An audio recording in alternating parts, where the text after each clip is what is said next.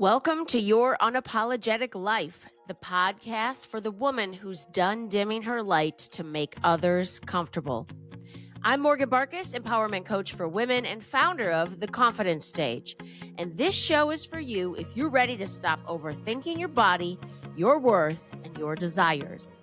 You want to love being in your body. Whether you're out in the world or alone in bed, you want to feel powerful, magnetic, and deeply at home in your own skin. Here, we talk real. From solo pep talks to unfiltered interviews with women and experts, this is where you reconnect to your boldest, most unapologetic self. Let's turn up the volume on your life. I want to take us back to when we first met, because what I want to do for the listener is, okay, great, Morgan's talking to this person and she's amazing and she's an expert. And how does Morgan know this person? And I was thinking about it, how we first met, and I remember where I was sitting. I remember where you were sitting in this like U-shaped table setup, and I'm going to invite you to give your impression. I remember at that time in my life, I was 20? When did I start school? 26? I was 26 years old.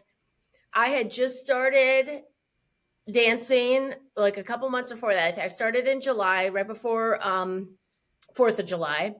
And then we started school in like August or September.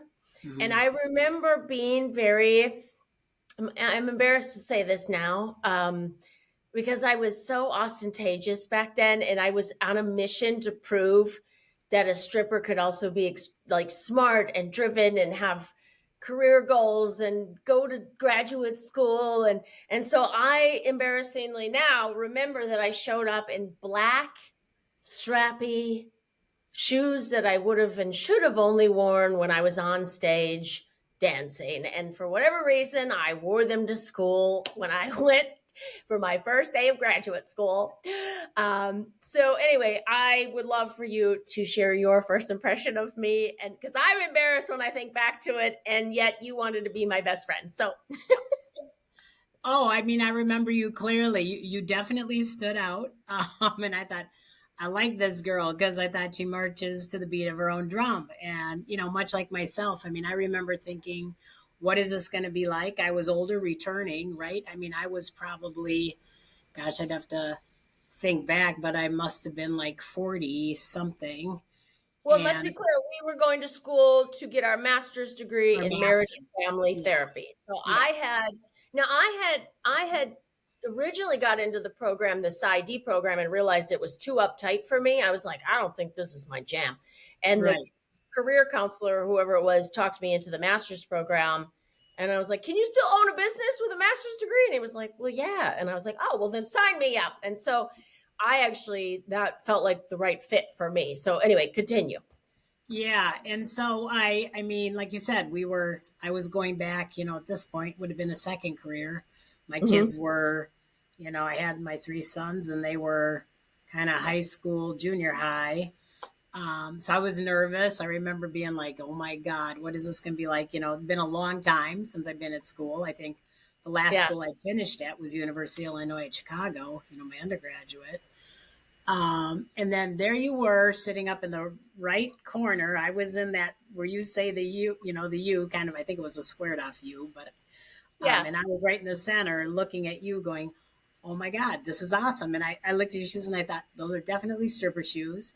And then you had like leggings on and a bright red shirt and bright red lipstick, kind of your signature a lot of times to do that. And I can remember what I was wearing too at the time, but I was working at Ann Taylor Loft and like an extra job, extra money, I think, while I was going to school. So I had a little outfit on too. And I just thought, okay, she's got style. And I thought, we both got style. Let's go. And I've always been that person. I don't judge people. I look at people and kind of meet you where you're at. Like, okay, this looks interesting. She looks interesting. This will be fun. And we hit it off. I think didn't we get paired together to do something, an interview or? I don't even remember. I don't, honestly, but we were like magnets or something. And for some reason, very early on, I remember us walking down the hall together and, finding classes. And it's, I mean, I was 26 and you were, Yeah. what, how old were you again? My 40s. I want to say mid. I'm not So sure. even then, we're not like college kids, but I feel Right. like we kind of stuck together like that Yeah. and we got along really well. And Yeah. not everybody liked us because we were so close and we're kind That of happened silly fast. Yep. sometimes. I mean, we didn't take ourselves that serious. And I don't know. I just think it was, I loved it. And even the summer sessions, especially, I was very casual about summer sessions. So. Yeah. We But were. we made it through. I have chosen not to get my license in marriage and family therapy. I was offered a position after my internship and was very grateful for that. And a little over a year in, the pay was not great. And I also found myself constantly anxious, like I was eating other people's anxiety. And I remember sitting in we used to have every Tuesday, like you could bring one of your difficult cases to a group and we would chat about our cases and directions we could take the case or whatever, whatever. And I remember I was sitting there and I can remember as clear as day. And this gal I was working with was on the couch. The window was behind her. And she was talking about a case she was working with this young teenager who was struggling. And I just thought, I'm feeling myself get more and more anxious in my tummy as she's talking. And I thought, I want to do this every day for the rest of my career. Like, I don't think I like this. And so I chose to actually, you're the one that inspired me too, because you're like, Morgan, you're really not in a good place mentally. You're very unhappy. What are you going to do? And I said, I just want to sell everything I own and move somewhere warm. And so I did. And it was crazy. And then I started my coaching business and it was focused on women. And so that's kind of the direction I went. Please share with the listener who's like, tell me more about Beth. You obviously did choose to get licensed and you've accomplished a lot in the field, in the state, at a bigger perspective, but also just in your life and in your practice. So what did you share with the listener? What did you ended up doing with your master's in marriage and family therapy? I guess you'd have to say I fast tracked. I mean, we were go getters. I think that's the other reason. I mean, I remember I pissed our director off because I took my licensure test before we graduated, and she's like, "You can't do that." And I said, "Well, I called the board." And the board said there was no reason I couldn't take my test early. And I thought I got to be licensed because in our profession, if you're not licensed, you're not going to make as much money. And a lot of people spend too much time in that hallowed ground, we call it, that middle ground before that. So I fast track, got my license. Was working at a place called Kente Circle. Loved it. I was working deep in the South Side, the community in Minneapolis. Loved it. Became, I think, my time there. Then there was a short stint at Rosewalk downtown, and then Empower, where I'm at, and became kind of an expert both cross culturally, and then trauma just became my thing. I became really good at that. Spent a lot of time. Went to all the national conferences, go to many, many trainings, also attachment training, so I would say detachment trauma, very experiential. IFS, so parts work, I combine that stuff because that works really well. Then I also served on the board of marriage and family therapy for 10 years. I started as a student. Then I did legislative chair for a couple of years. Then I was, the president and past president. So did that, and that's kind of where things led and what I do. And it just is just like you're passionate about what you do. I do love what I do. I love the journey of healing for people, and I think both couples, in trauma, and difficult couples, difficult family dynamics. That's another area, but then also, yeah, just trauma, because trauma is different for everybody. Yeah. Yeah. And just share now, I mean, you're able to do online therapy, but back in the day, I mean, we were still pre-COVID. So this was still like you set up an office and you have an office and everybody goes to that office. It's not always easy to make the time to get to an office. And at the time I was encouraging you to go online with your therapy. And you're like, I don't know how to do that. I'm not doing that. And then COVID hit and you had to. So if as we go through this and we're chatting, I want people to keep in mind that you can do virtual therapy now, that that's and a little bit about that transition and how despite not being in the same room, you still have a lot of impact and transformation with your clients.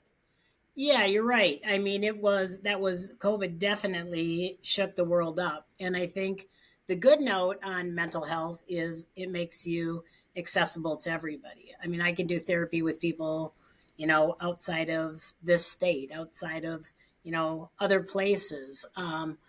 It has been amazing. I think it's really, for me, connection is all about this right here. Like how you and I, what we're doing right now. Do you really feel something with that person? And a lot of it goes back to kind of how I started things. And my personal feel about therapy is you need to go deep in order to move through things. And that sometimes people at first think, oh my God, that's so scary. But there's kind of a process called a genogram where I do kind of a map. You tell the story. What I tell people is I'm the artist with a canvas. And I take it, your story, and I put it on a sheet of paper, or like when we were in office, a whiteboard. Mm-hmm. But now I can do it and I can hold it up, the sheet, and show them. Or I know some of the online things do have whiteboards now too. But it's just really impactful to let someone be the owner, because they are the owner of their life, their story, and I write it down as I hear it, and then often have them reflect back. What do you see when you look at this? Or how was this to talk about all this? Because often, I would say my intakes ideally are an hour and a half to 2 hours. People are amazed, how fast the time goes. And then I often hear, I didn't share that much in 6 years of therapy. I shared in an hour or something. And so that's, Yeah. it's a huge honor to be able to connect like that. And I think that was always probably what drove me into this profession. Is it's one of my gifts. It's just something I've been able to do in intimate groups. We joke, we call ourselves intimacy junkies. Very good at small groups. I'm not that person who loves necessarily that big group, but when it's on a topic that I'm passionate about, then I don't have a problem with it. Mm-hmm. Well, and one of the reasons I invited you on is because you are that expert. I mean, if someone is having like PTSD stuff, trauma, their relationship, like they love each other and it's a disaster, like you are my go-to person. I like, you need to call Beth because you really are this. Just it is your gift, absolutely. And I specifically wanted to talk about sexual trauma because I mean, when I was a therapist for the short time I was, one of the clients that really hit me was a woman who had some sexual trauma in her past, and it was obviously disrupting her intimate relationships and sex with partners. And I grew up in such a free place, and I'm very grateful that I never had I was never violated sexually, and a lot of women are. I don't know what the stats are, so I'm not going to give stats that I can't back up. And it happens way too often. I was at an event with some women. It was a very intimate event. There were only 7 of us. And because I am just curious George to the core, my mom Yes, you says, are. she's like, Morgan, you're so nosy. I am so nosy. I got all the questions. I want to know all about you, even the most intimate things, even though we just met. And so I was starting to ask questions. And then, through conversation after a few hours, and some food and cocktails and whatever, found out that 5 out of the 7 women had been sexually molested or abused or some violation. And I was like, wow, that's a really bad statistic. And so anyway, I wanted to bring an expert like you on to talk about sexual trauma. And I have my iPad here to make sure I stay clear because I want to make sure I ask these questions in an effective way. So, from your perspective as a marriage and family therapist, how do you define sexual trauma, especially for women who say, what I went through wasn't that bad, or I should be over this by now? Tell me more about what it even means and how it affects someone, and if they are minimizing it, why that's not a great idea. Oh, yeah. I would tell you, I think, so to speak to your kind of loose statistic, what I would tell you in all the years I've been doing this, males and females, but I know our focus is women today. I could tell you, I can count on one hand the people in thousands, and I've seen thousands of people at this stage of my career that have never been sexually molested or abused or feel violated in some kind of way. And so I Mm, love what you said too. It ties into my earlier comment. Trauma is different for everybody. Something that one person might find traumatizing, someone else might not. And there's where shame comes in. Like when you said, I should be over this. I think women in general, and especially I think different generations of women, or if we look at cultural pieces, we look at religion, we look at those pieces, have a way of, we've been taught to dismiss and put our needs or our hurts, shove them down, bury them. It's not a good idea at all because it does show up in your relationship and often your sexual relationship. How it shows up in how you feel about your body confidence. Can you talk about sex? Can you talk about sex with your partner? Can you talk about sex with yourself? Like, can you name your parts of your body, or can you, all those different pieces? That's how it shows up when we don't deal with it. And often, um, there's just so much shame, so much blame, and that's why people don't want to talk about it, right? It's like, oh, this thing, like, oh, shoot, no, yeah. it's the taboo Well, topic. can we? I want to go back to what you said about somebody's trauma is not everybody's trauma, and I will say I have a high threshold for inappropriate behaviors, and I say that this goes way back to junior high. Like when I was in junior high, remember we had like sex ed classes or whatever, Yeah. and they're like, well, and this is considered sexual harassment if a guy does X, Y, Z, and I thought, really? Because guys do that like daily, So for me, it was like, it was just part of dealing with men, and sometimes it was welcome if you liked the boy, and a lot of times it wasn't, and then through the years, obviously, as an entertainer, I encountered in a safe container. We all knew what we were doing at a strip club. Like it's going to be inappropriate, and we're all there, and for that reason. And so I will say my threshold was very high. And then I had an incident a couple years ago. I was at a work event. It was like a conference situation, and a man was very forward with me and reached behind me and reached up and touched me in a way that, like, a man had never done that before in a like a just a walking across the street setting. And I was so uncomfortable, and I immediately called my parents, and I was shaking, and I was blaming myself, like I shouldn't have put myself in that situation, and I shouldn't have been walking in the street with this guy after dinner, and it was, so what turned into a work event got really creepy and weird, and I thought, was I just sexually assaulted? And it was minor compared to some of the things that women went through, and I was still very shaken by it. So again, can you dive deeper into trauma? Like, how does it feel? How does it, like, do you have examples of not severity, but like how different people experience it, and what it can do to them in their body and in their like mental health? Yeah, yeah. So, I mean, trauma, what we call is when events happen, we call it a window of tolerance. And Okay. everybody has a different window. And often when an event happens, we're either in a hypo aroused state or a hyper aroused. Hyper aroused is, oh my God, everything's on 10. It's also like hyper vigilant. It creates lots of anxiety, lots of energy, almost like in that moment you feel like you swallowed lightning. And sometimes that feeling doesn't go away.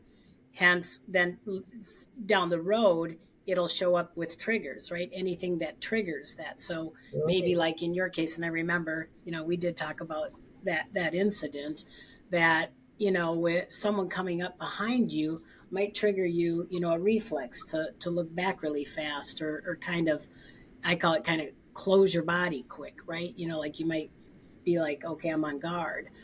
Um, that's the type of thing that happens when I say hypoarousal. That means someone shuts down, and that's where people do the. We have the fight, flight, freeze, fawn. There's more to it nowadays. We understand that, but in the freeze, we shut down. We can't even move sometimes. Sometimes that's where women feel like I should have said something, I should have done something. but the brain doesn't allow it. The brain is going into survival mode, and everybody's survival mode is different. That's why when we really dig deep into it, it's really trying to unlock what happened, what state of mind were you in? Were you a combination of those two? Were you one or the other of those? And then talk about how that physically and physiologically, manifests in the things that it does to our bodies, when we experience those things, and then how it'll show up. And when I say show up, we call that triggers, and that's the definition of PTSD. And again, it can be something like your incident, which that's a startling incident. And yes, that's assault. That was unwanted touch from somebody. You didn't ask that person, you didn't want them to touch you. That's considered sexual assault. Yes. So there are different degrees. And again, one isn't, it's not about whose is worse. It's about how it manifests in the body, and then how it, oftentimes hold us back or prevents us from being our best self, or, the best person we want to be in, again, in our relationships, and even how we treat our own self and our own body, our Now, dislike of our body, any of that. Yeah.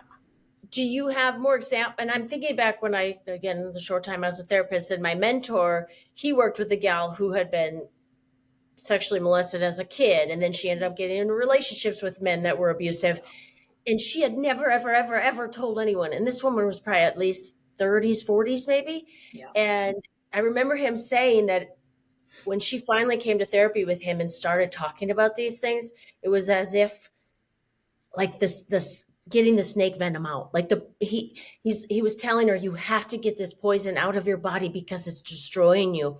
Can you talk about that when you're working with women, about what it's like for them to hold on to it, and then what happens when they finally start processing it with you? Do you have some examples of that?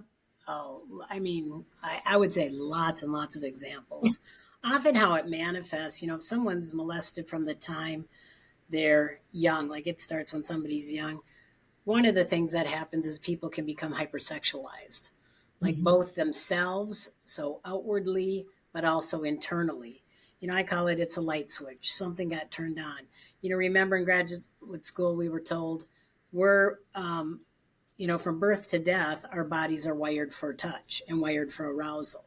And so what happens oftentimes is two different things. We get what we call cognitive dissonance, because if someone's, say, touching or stroking us, and again, remember, if this is abusive, or molestation, a child, the hard part is it feels good, right? If somebody rubs on your clitoris, it feels good. That brings feelings that, in a way, you feel you can't control, and especially a child can't control that.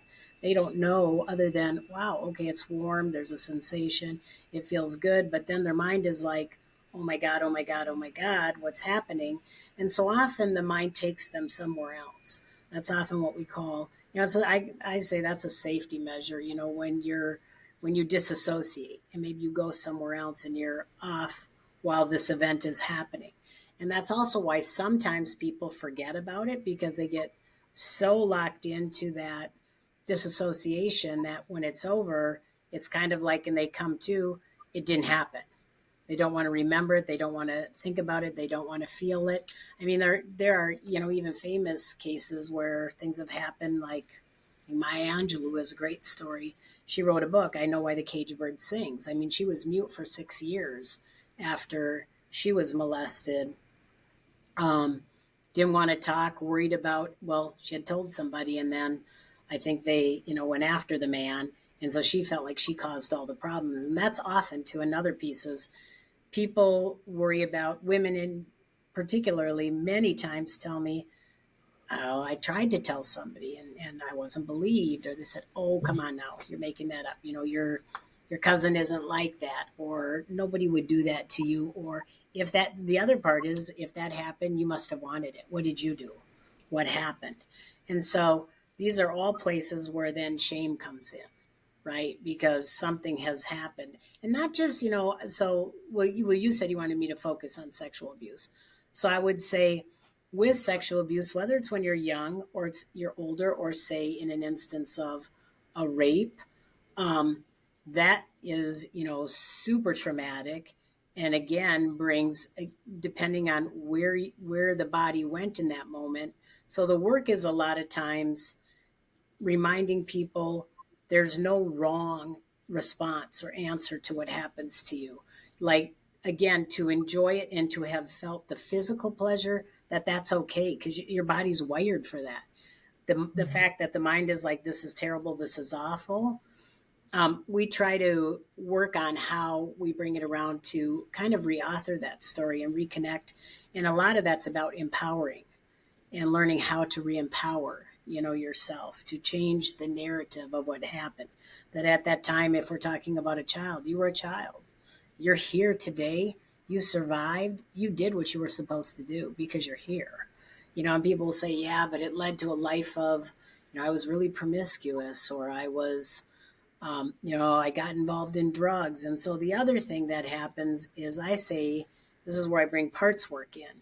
And I'll say we kind of all have these parts: our little exile, which is our little self; our manager self, which is our self that operates and has to manage everything. If we're a mom, we're handling our business. If we're, a business person, we're doing our best to manage our day, go to work, pay our bills, all that. The firefighter is the person who acts out. And a lot of times people think of that as a bad person. It's really the person there to rescue you. That's the person where maybe they are very sexually, again, your body's been hypersexualized, so you're looking for that. You may even perpetrate on somebody. You may try it out on somebody else. That can happen. It can be, using drugs. It can be gambling. It can be cutting. It can be all these destructive things. It can be eating and developing an eating disorder, because now all of a sudden I hate my body. Somebody told me I was pretty. I don't want to be pretty anymore. I want to turn people off. So, again, so much gets internalized by those earlier, events, or events even, midlife, later life, and at any point.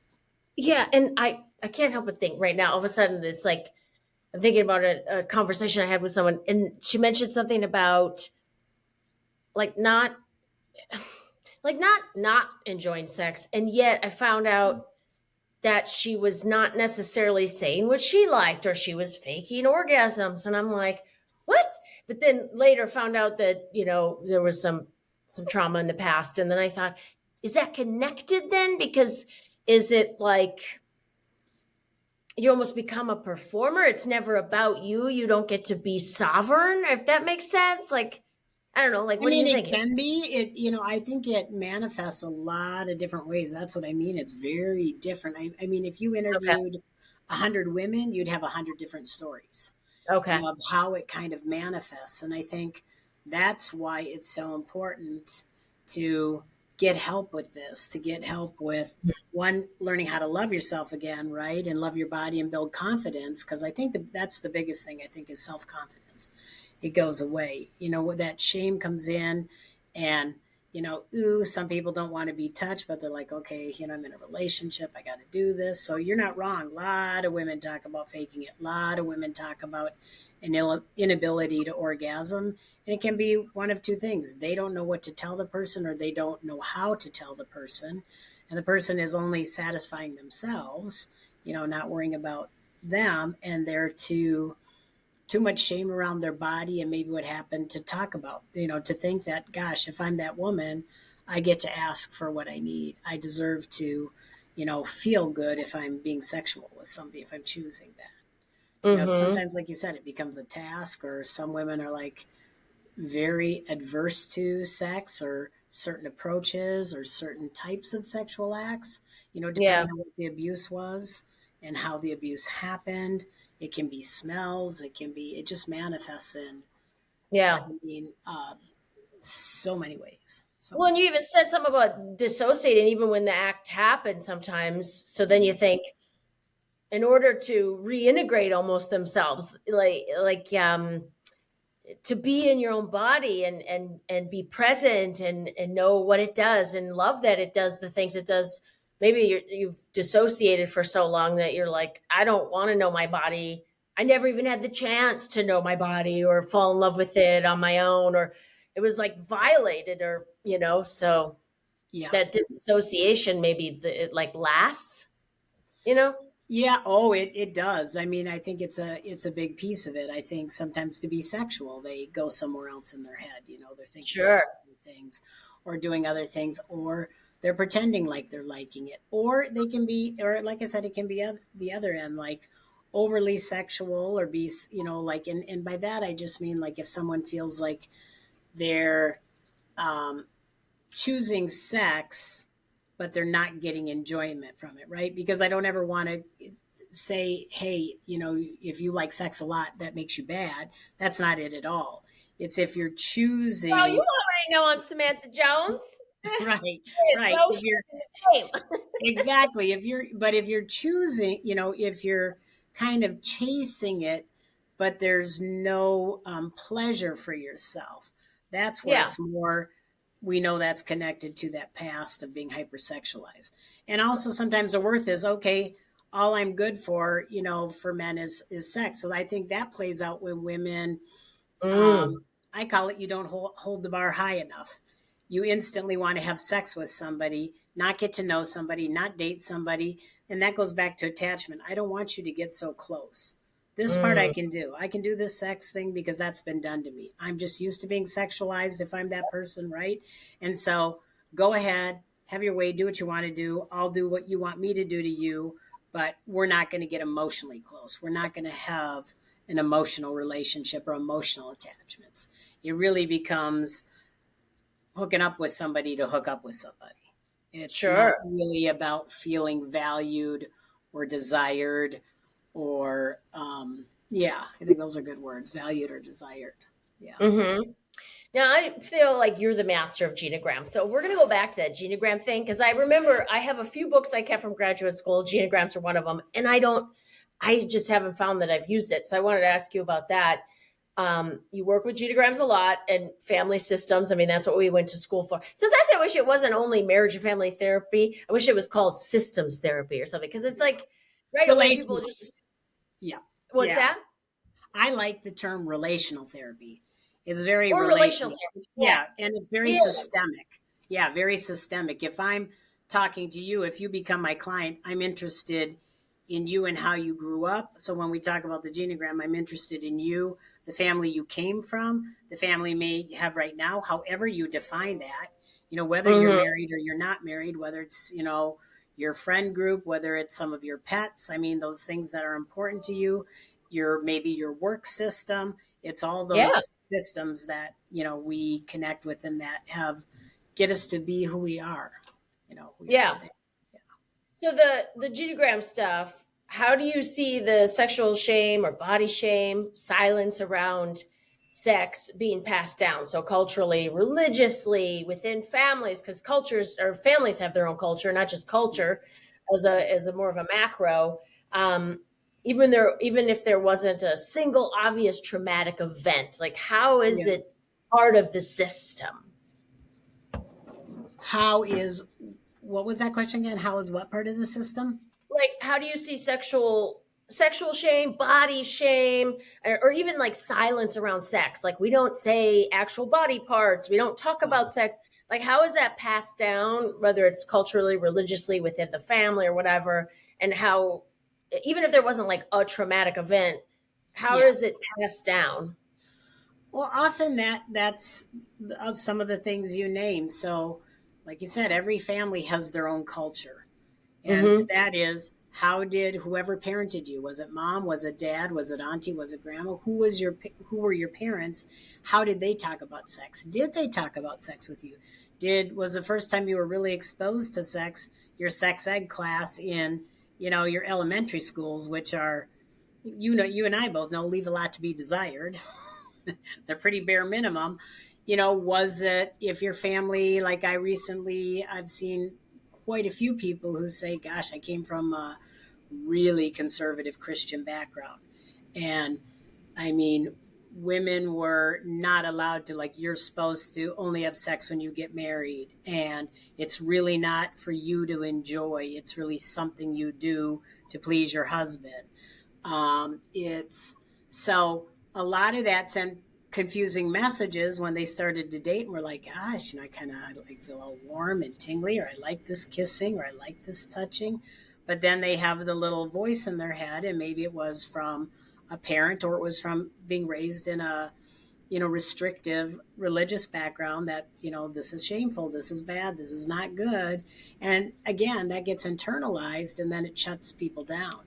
Their body shut down, their mind shut down, and you have this battle within, right? Of, again, it goes back to what my body feels I'm not going to honor. I'm going to go back to those messages, those stories I've heard.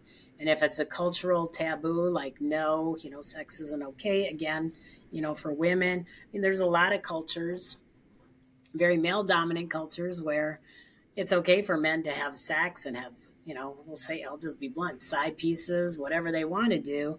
And women, oh no, especially once you have kids, you're a mom now. You're no longer seen as sexy or a sexual being. Your job is to raise your kids, take care of the house, take care of your husband. So, there's a lot of those double standards, I think, too, if we talk generationally. And that's how that stuff gets passed down, right? By how your family managed it and handled it, what your exposure was in school or your friend groups.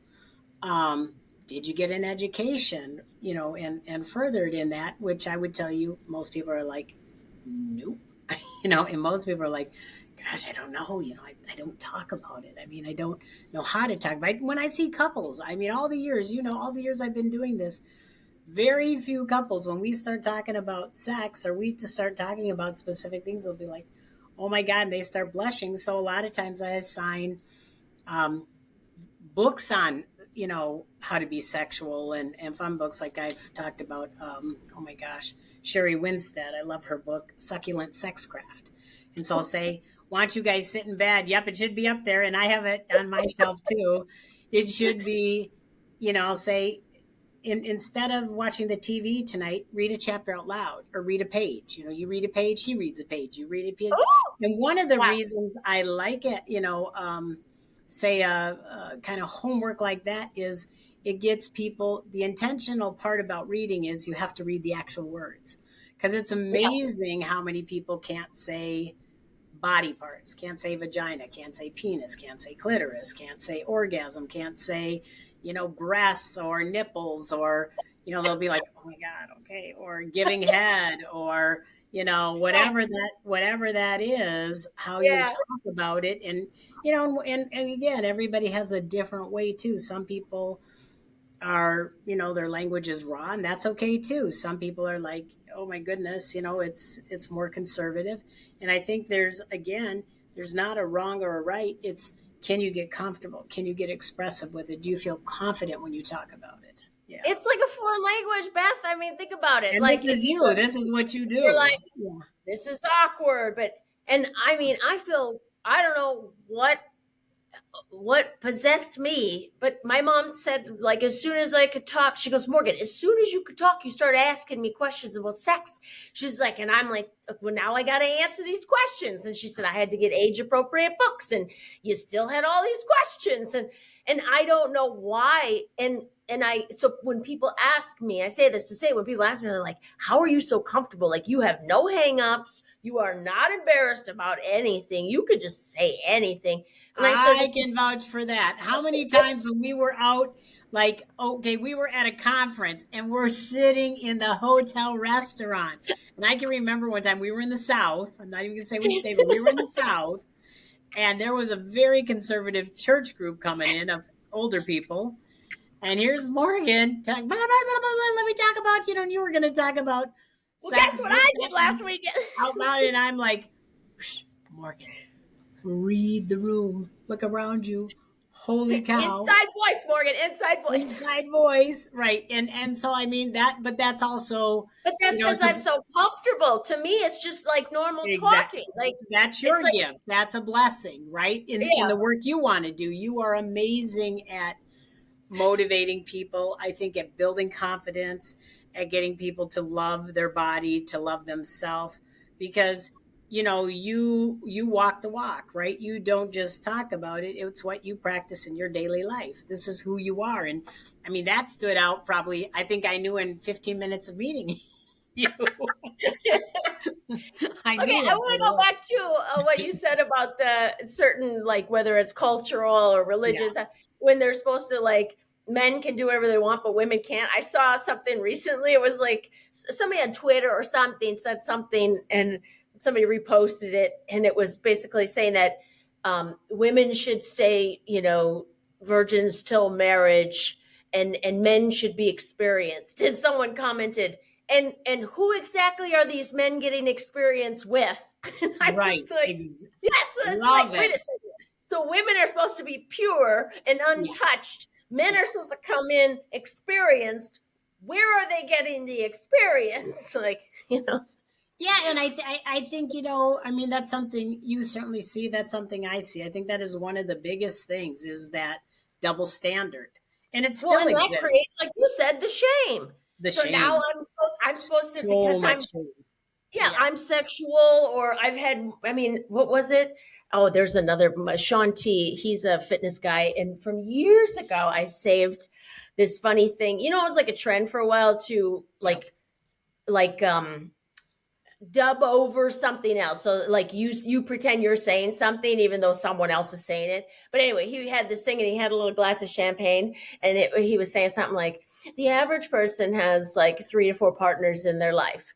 Second thing I learned today about myself is I'm not average. The third thing I learned is I might be a hoe. I was laughing.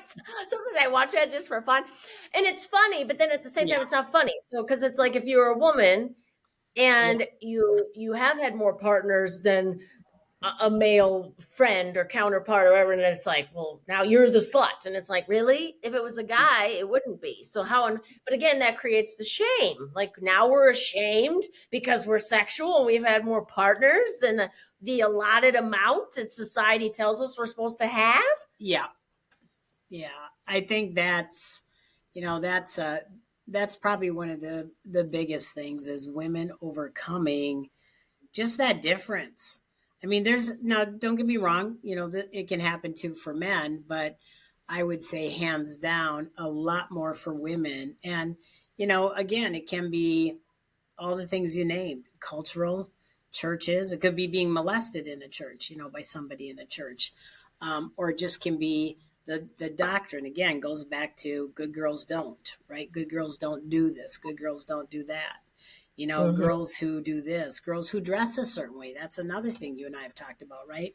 I mean, if you step outside of any kind of societal box about what's appropriate or what's proper, and who gets to decide that? If I want to wear a short skirt, I should be able to wear a short skirt, right? Mm-hmm. If I mean, it goes back to, but there's so many rules for women compared to men, and especially now, good Lord, we live in a culture where I mean, men could do anything they want to do. Yeah, it's honestly scary. Mm-hmm. And the shame thing too, because I think about, like I said, I was shared about the event that I had, and right away I thought, what could I have done different so I didn't put myself in that situation?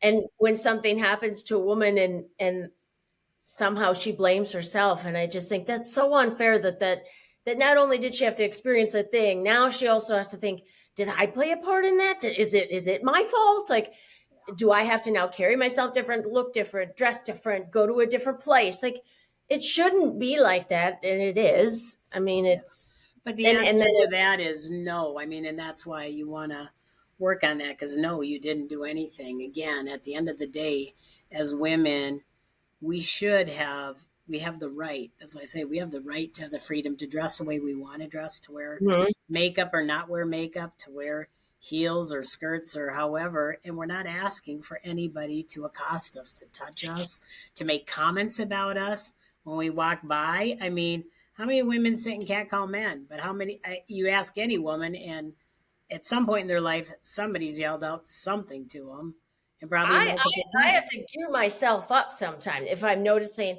or even like my mom sent me recently, yesterday or the day before, this thing, and this woman was mocking this guy because he did a video about how he was walking on a hiking trail or something. And he's like, women, like, can't you just like at least smile?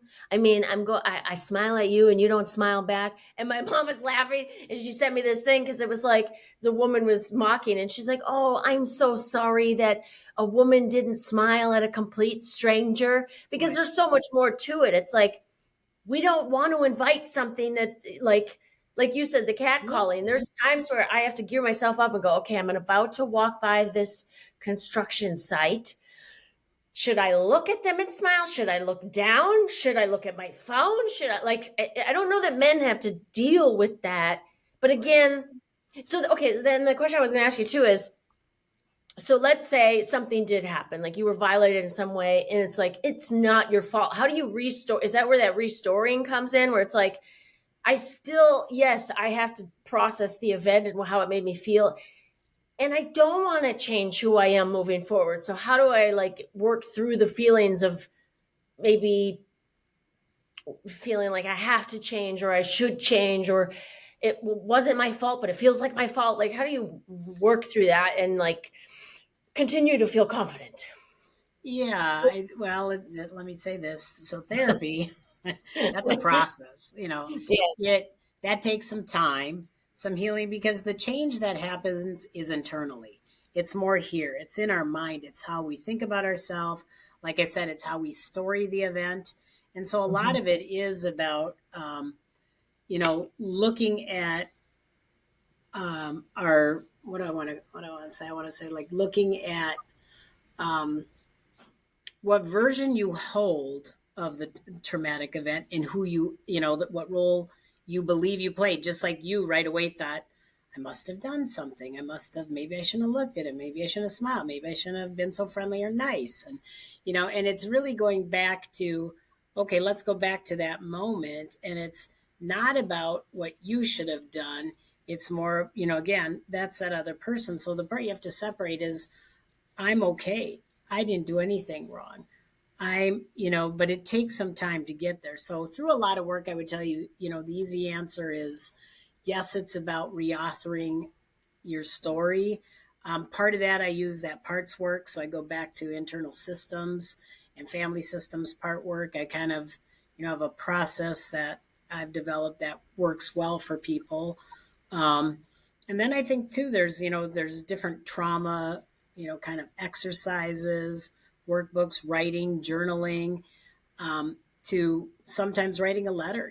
Therapeutic letters are helpful. Letters to maybe the person who abused you, or to your younger self, or to, a parent, to your younger self, to the self you want to look to be. I mean, there's all kinds of different ways to do this, but one of the journeys is really, I think that's fascinating, is the story of what was, and which was very trauma saturated and really difficult and hard, to the story of who I am now despite these things. Because one of the quotes I love is, from the movie Just Mercy, with Michael B. Jordan, and also was in it, Jamie Foxx. And one of the quotes is, the worst things that happen to us are not the things that define us. And I love that, because lots of bad things, life is going to hand us a lot of curveballs, and a lot of things happen. And again, that range for one person can be very different to the next. The piece that's important is, how do we internalize that? How do we speak on that? What's the story we tell ourselves? Because it takes a lot of time to unlearn that, right? We have to learn new ways of being. We have to learn how to talk to ourselves. We have to do positive affirmations. We have to ground ourselves in that moment that we're experiencing, probably a trigger, or an event, and then move forward, by, again, we're going to write some of these things down. We're going to take a look. So it's a long process, but Hmm. I think people would say it's worth it. And then I also think it's important to do work outside of therapy, with, again, I'll go back to things like you do, to get people to love their body and to practice, learning how to be sexual. One of the things I use to therapeutically is sensei focus, right? It's a way to slowly learn how to touch, learn how Mhm. to get reacquainted with. And for some people, that's, sensei focus is about you and whoever your partner is, usually another person takes one other person. One's the receiver, one's the giver. And when the person who's receiving gets to direct and tell the person, and I tell people, you could be completely clothed. Maybe for someone else, it might be maybe you're in a camisole or a little t-shirt and, maybe some underwear or boxers, or maybe, again, maybe someone is comfortable being naked. It really is, where are you at? And then it's really allowing the person to start from head and to toe and learn about, softer, harder. No, I don't like, I like more of this, less of that. So it's really exploring kind of touch. Is it kind of scratching? Is it massaging? And by scratching, I mean, like tickling. What do you like? And again, it helps people get to a place where, okay, now we can start asking for, oh, I like that. Yes, here. That feels good. Because a lot of people, what research shows, don't know their erogenous zones, don't even know what places feel good. And so then the exercise over time, remember, this is not all in one day that they do this, but one time you're face up, the next time you're face down. And again, you get to give, the person who's receiving is in total control of the giver. The giver has to listen to everything in every direction.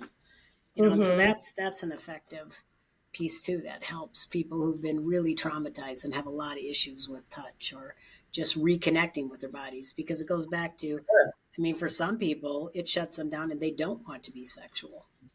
Yeah, I was just gonna say it's almost like it feels like taking your sovereignty back because if, especially if you were abused young, you didn't even have time to explore your own body, and someone took it away from you in a way, and that sense of curiosity and discovery and Yeah. easing into it. They were like slammed into this experience that was probably too much at a much too young age. Yeah. But then even later in life, if you're an adult and you're sexually assaulted or raped, or you're still like someone took something away from you, and I would imagine you have to start realizing that you get to be your own body again. You get to be in your own body, enjoy it, be the decider of who gets to touch it, when, how you are going to be touched, if you want to.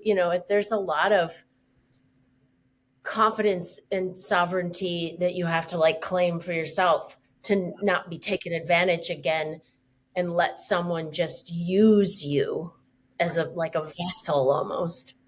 Yeah, because like you say, sovereignty or agency, being Yeah. able to advocate, right? Be your best Yeah. advocate for yourself. If this is something you're enjoying or you're not, that's a difficult thing for someone who's had, body shame or body issues or been violated. Yeah, that can be so Mhm. difficult. Yeah, I'm big on the solo, like falling in love with yourself first. As I like one of my very favorite experiences. I was in my later 20s and I was working at a dance studio, and I worked with this young woman who was the front desk gal, and she was fabulous and organized and put together. And of course, being the nosy Nelly that I am, I was asking her about her relationship and how long they'd been together, and I was like, and how's the sex? And she's like, well, we just have one position. I get on top and he gets off, and that's that. And I was like, wait a second. So are you orgasming? And she's like, well, I think so. And I was like, I said, well, you would know if you knew. And I described it to her. And she's like, oh, I definitely know. I haven't had that. I said, okay, I would invite you. I would invite you to masturbate. I said, I would love for you. Make sure he's not going to be home. Lock the bedroom door, whatever you need to do. If you need to drink a little wine, you got to put some music, put the earbuds in so you can just like, and lay on your bed and just be naked.